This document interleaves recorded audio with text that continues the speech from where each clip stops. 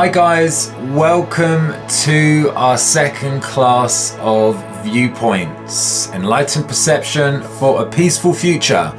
And today we are going to be talking about, well, two things. We're going to be talking about the scientific method and what that is, and we're going to be talking about something called general semantics, which you might not have heard of before. So hold tight, let's get going. So the scientific method has helped us a lot over the years. Now, you guys probably know what the scientific method is, but I'm going to explain. Scientific method is essentially a tool which helps us to discern what is the truth and what is not true. Now, how does the scientific method work? Well, it's pretty basic, right? We have an idea that we think is true. A scientist has an idea. They have a hypothesis. And what they do is they want to test that hypothesis. There's no point just saying this is true because we don't know if it's true.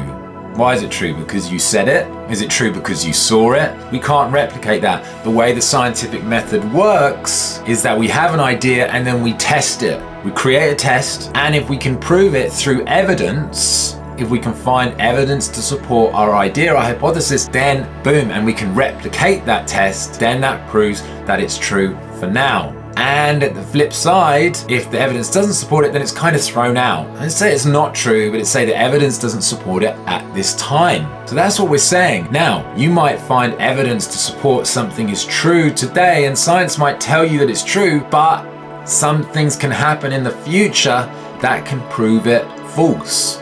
New technology, new developments, new understandings, and our understanding of things is always evolving. It's always changing. But so far, science is the best way that we've found in terms of finding out what's true and what's not. But science is always evolving, and because of that, science always holds its beliefs gently. It holds them delicately because they can change. In actual fact, it's probably something similar to probabilities. Science works in probabilities. There's a system that they use in science called fuzzy logic. And fuzzy logic says everything is a probability. You know, that the sun is going to rise tomorrow morning. Well, we're pretty sure that's true, but we can't be certain. We don't know. Who knows? Maybe a meteor is going to hit Earth before tomorrow. We don't know. But we can say with a high sort of certainty that the sun is going to rise tomorrow. So everything has a probability. What are the chances that I'm going to be here tomorrow? There's a reasonably high chance that I am going to be. So fuzzy logic essentially says that we have things that are high probability and low probability. But look, I'll go into that in more detail over the rest of the course. For now, the important thing to realize is that there's this thing called the scientific method, and it really is helpful for helping us understand what is true and what is not true. Now, here's the thing. When we look at external reality and we look at scientific developments, for sure we use science. But when we look at our own thinking and how we believe, well, have we used the scientific method? Do people really investigate what they believe? Do they look at the evidence and say, okay, I've looked at the evidence and I've researched this and okay, it's true or it's false? Most of the time people don't do that, right? Most of the time, how do people know what they know? Maybe somebody tells you. Maybe your friend tells you and you're like, I believe them. Maybe you read it in a newspaper and you say, well, I believe the journalist. Maybe you hear it on the news. Maybe you say, I believe the person who's saying it on the news. Maybe a trusted friend tells you. But most people don't really investigate what they believe. And if they have judgments about themselves as well, human beings, we say horrible things to ourselves. We judge ourselves. We have the inner critic. We might make judgments about ourselves, about us being useless, no good, or whatever, not enough. We say all sorts of stuff about ourselves which isn't true, and we say things about other people that might not be true. We don't know about other people. Most of the time when we judge and label and blame other people, we don't really know what we're talking about. We're going on about how it seems to us, but it's very rarely that we would go through a scientific process, scientific method of checking our evaluations. Now, there is this guy called the Buddha, and the Buddha had something to say about this topic, and I'm just going to read you the quote now. The Buddha basically said, do not believe anything because you simply heard it. Do not believe something because it's been spoken about or rumored by other people. Do not believe something because you simply found it written in your religious books. Do not believe something just because your authorities, your elders, said it was so.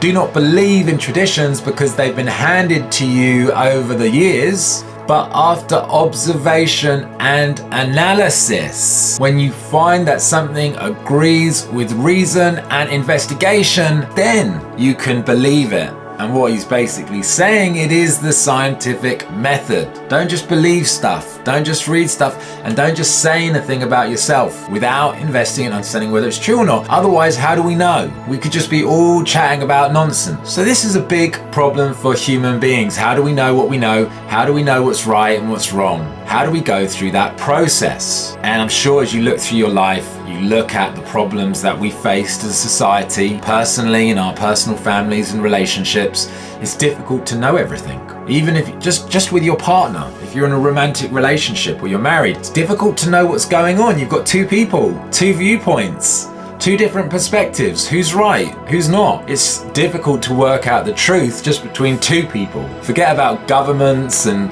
politicians and global issues with many different complex and varied facets. It's difficult enough just working what's true between two people, or even what's true just with yourself. Human beings, most of what we believe isn't true. That's just a fact, and as we go on, you're going to see that more and more. Most of what we believe isn't totally true, maybe partially true. In reality, what we have is we have what happens out there. This is what we can observe, and then we have our story about reality. The story is what we think about reality. You see, so they're two very different things. We've got reality, and then we've got the story we have about reality. And the story we have is based on our own perspective, our own viewpoint, our own limited access to information. And our stories, our views are made up of language. And language is literally how we shape our experience.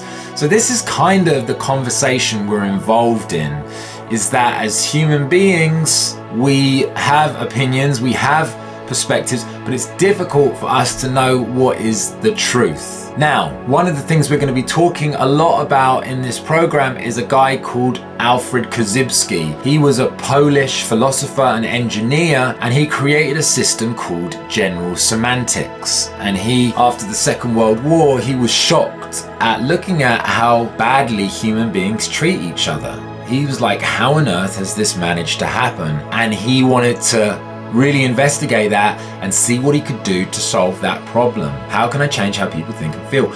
And he created this system called general semantics. General semantics is a system that helps you to understand how you make sense of things and how you evaluate the world, how you evaluate circumstances, that process of evaluation, so that you can make better choices, better decisions. He wanted to understand the importance of language and how language shapes our perception and shapes our experience of reality. And he studied many famous philosophers and scientists like Einstein, like Bertrand Russell, and other key people. And he believed that his system that he created would help humanity not only find peace, but also avoid conflicts. And he believed that it would do this by helping them to improve how they make sense of reality, and also to investigate their hidden assumptions and hidden beliefs that were shaping their viewpoint. And he believed with a better understanding of thinking and how we evaluate, that we can all live happier, healthier,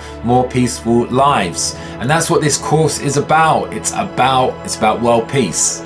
It's about peace in your own life. It's about peace in our social lives. It's about understanding how humans step into conflict. And it's also about freeing ourselves from conflict and understanding how to make peace.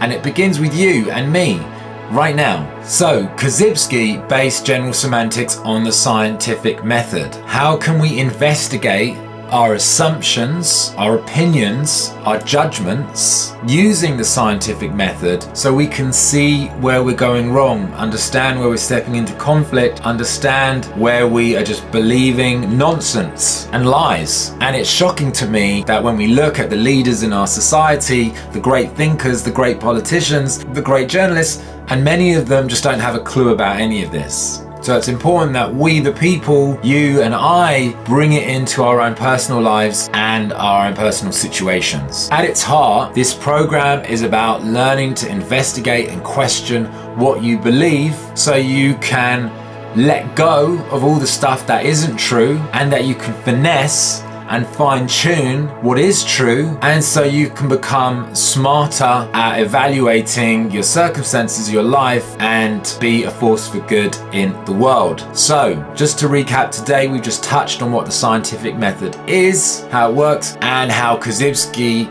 used the scientific method to help shift and change how people evaluate information so we can have more peace and less conflict. So, if you've got any questions, put them underneath the video, and I look forward to seeing you in the next class. I'll see you later. Bye.